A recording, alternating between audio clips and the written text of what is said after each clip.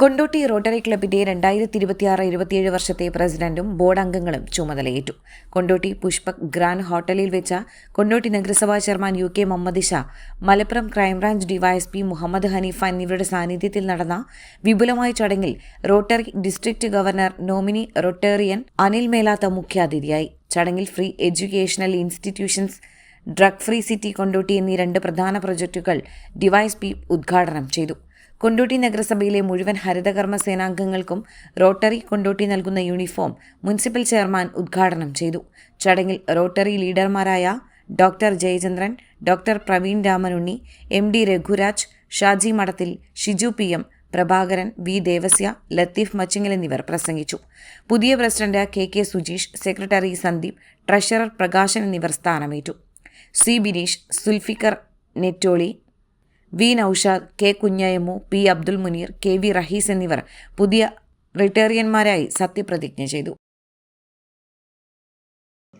നമ്മൾ ജീവിച്ച ദിവസങ്ങളുടെ എണ്ണം കൊണ്ട് മാത്രമല്ല നാം അളക്കപ്പെടുന്നത്, മറ്റുള്ളവരുടെ ജീവിതത്തിൽ സൃഷ്ടിക്കുന്ന മാറ്റങ്ങൾ കൊണ്ടാണ്.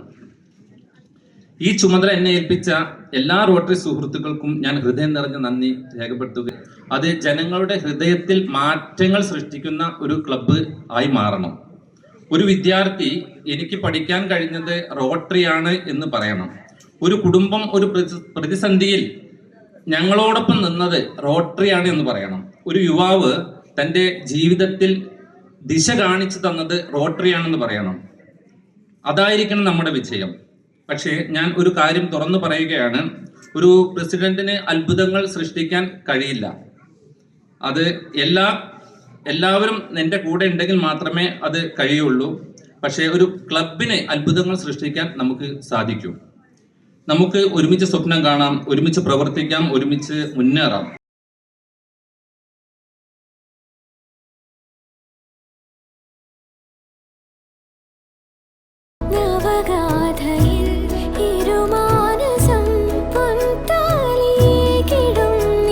Nesra Gold and Diamonds, Kalpaka Building, Bypass Road, Kondoti.